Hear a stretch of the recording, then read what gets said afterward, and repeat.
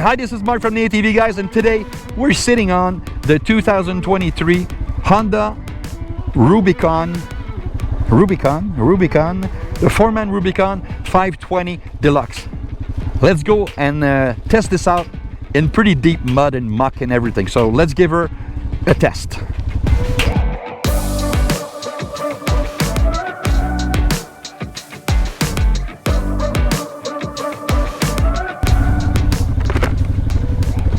Let's go. I'm with Jason today, and Jason is riding the Outlander XTP from Can-Am. So, what's this thing? I haven't ridden one of them seriously since about 2016 when I reviewed the first edition of the Rubicon, which was a 500cc. It had a lot of limitations in my view that I thought didn't make, you know, it's a Honda, so no problem, but still it kind of made the machine a little bit less interesting for trail riding. It had, even though it had IRS, that was a big innovation in independent rear suspension for Honda, and actually disc brake in the back. There was no innovation because everybody else has got IRS, but for them it was a big step through. But the suspension was stiff as hell. It was bad. There was no comfort riding this in the trails. It was mostly what I call a work rig. But this is the deluxe edition. Displacement has been bumped up to 518 cc's. A little bit more power. It's in a 40 HPs. The power delivery is better. It's punchier. It's got more grunt down low, which the other one was a total waste. But yeah, the power still goes. But what the main feature is on this, and that was one of my gripes at the same time on the old model, is that it's got a dual clutch transmission. So there's no belt. It's fully electronic, just like the Honda Talon and the new Maverick R from Can-Am. But this was the first ATV that was brought to market with a dual clutch transmission. And to be honest, back then, even though if it revolutionized a bit, it did not handle shifts well. I didn't like it, and it was just all over the place. Now the electronics have been much revised, and I'm practically not feeling that I am driving a dual clutch machine, except when I gun it. The shifts are a little bit firmer, but under normal load, like I'm driving a regular, I could almost be with a CVT, except when I gun it. So that's a matter that's been resolved. And for one thing, for the average Joe that does a little bit of everything and mostly work, this thing is perfect. It's got much better, it's got better revised suspension. The old suspension used to suck. Now it's good. It handles better. The DPS, the digital power steering on it, has also been revised. It's a little bit more powerful because it was a pain to drive at low speed. Now it's much better. I like what they've done with it. You know, this is a much improved. It's not only the fact that the engine has been revised properly and it's delivering much more.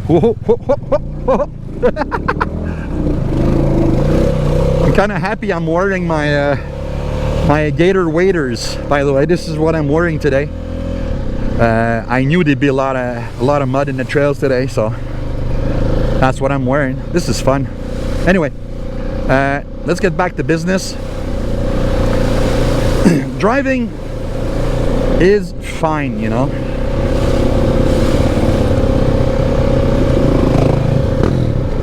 It's a very I like the little thing. And I'll be honest with you, we did the French review first, and I almost sank it in one place. It was like 5 feet of water, and the engine intake is right above here, so I had to hop off the bike and make sure that it didn't go down. And actually, the thing almost half floats, so it's very easy to get out and get it when you're waiting, when you're wearing waders, because I'm still dry. Whoop-de-doo. I really like this platform. It's nice. The only thing I don't like is the freaking price. $13,800. You know, in $14,000 you can get yourself something much more powerful, still with a good reliable machine like a Yamaha Kodiak or Grizzly 700, a Suzuki King Quad 750. You know, you'll get tons more power, and they have those indestructible CVTs that you almost never see a broken belt on these. Even Yamaha warranties 10 years, but it's still not this type of transmission. So yeah, you're paying for Honda, you're paying for the name, and you're paying for the reliability of these things. They never break. It's very rare that you'll see somebody on the forums complaining. This is where I check out power, so let's go. We're talking about power.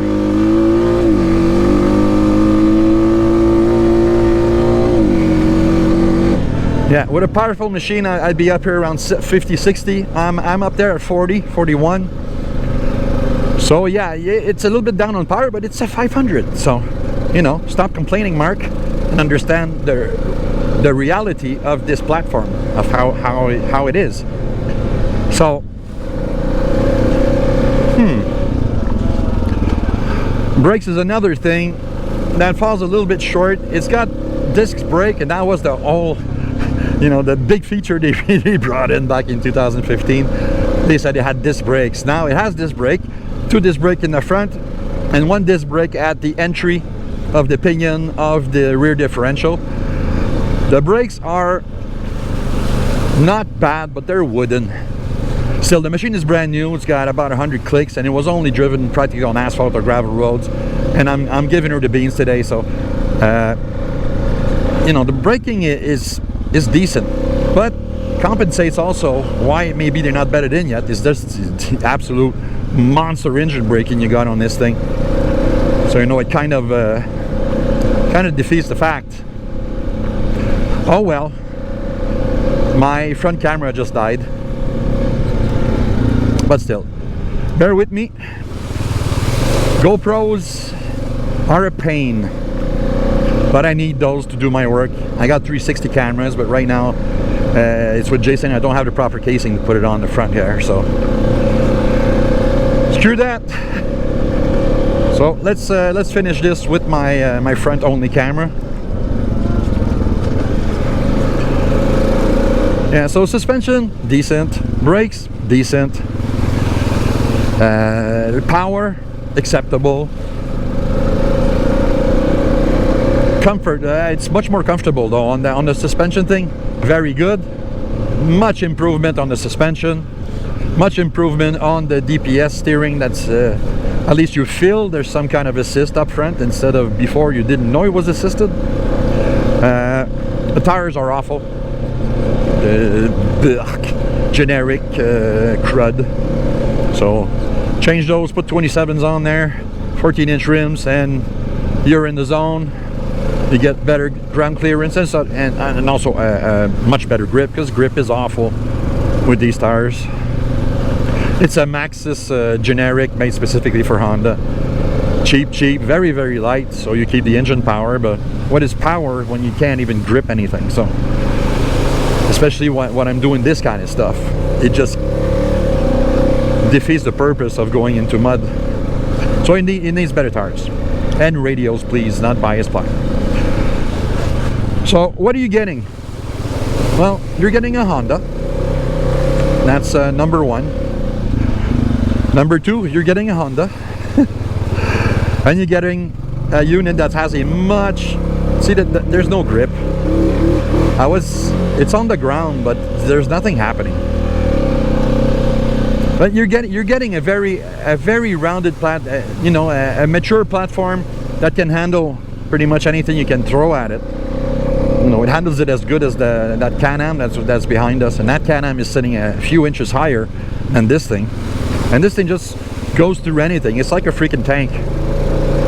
I love the fact that it shifts and keeps you in the power band without having to jerk the throttle, and it's just good. It's good for the drivetrain too, because it's not going to be as hard on drive shafts and all this stuff.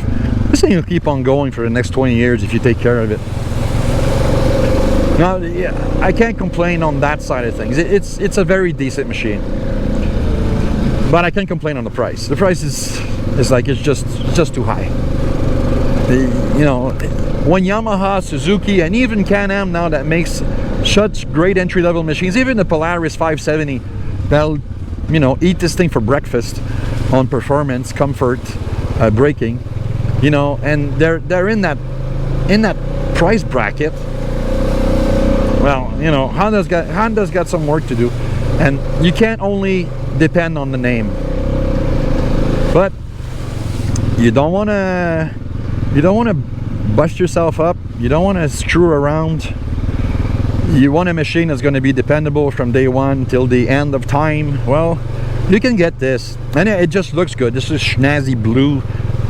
It's a very good unit. I can't complain about the goodness. It's just like, it's like 6 years too late. But Honda buyers are a conservative bunch, and they love these machines fiercely. So I can't complain much about it, Look, no drama. It just put me in the right gear to go through this, This is what I'm talking about. This is a great machine. It's just that priced wrong in the right market. Honda needs a motor. And they already got the 1000cc that's derived from the Africa Twin. They have that. They could make an ATV. It's just that ATV sales are down across the board compared to UTVs. UTV sales are going up and up and up. And I think Honda is putting all their chips into UTVs now. There's revisions that come to the platform that are coming, and I think they're going to put much of it in there. I don't think we're going to get an 800 or 1000cc ATV from Honda. So we got to do with this, which I'm complaining, but I'm not complaining that much, because this thing is very, very good. It's just that the competition has catched up to a level of fit, finish, reliability, and that stuff. That's it's getting harder and harder to justify the high prices of a Honda machine. Is it bad? No. Just that there is competition out there, and competition is supposed to help out the market. But the UTV craze is kind of killing it. Whoa! But you can't have that much fun on a UTV going through mud that you can have on an ATV. You can't beat that. So yeah, if you're still a Honda boy, it's still worth it to buy it. If you like your Hondas, it's still worth it. But it's starting to be worth it also to look at what's being offered elsewhere, especially the Japanese manufacturers. But still, if you're doing more work, more hunting and this stuff, and you're not doing a long distance touring rides, yeah, take a look at this Honda and buy it, because it's still going to be there in 10 years, 15, 20, chugging away, doing what it's made for. As long as you maintain them, it doesn't care. It's just going to go for it. So yeah, much improved. The final thoughts is much improved platform since 2015. It gets the nod from me. Surprisingly, it gets the nod, and I'm serious. It does the freaking job. So please give us the thumbs up if you like what we're doing. Please take the time also to subscribe to our YouTube channel, which is the Motor Guys, formerly the ATV Guys, because we're doing motorcycles now also. And come see us on our social media platforms, ATV Guys or Motor Guys. and we're all over the place. So yeah, I'm Mark. The guy on the Can-Am is Jason, and we're the ATV guys, and we are out of here.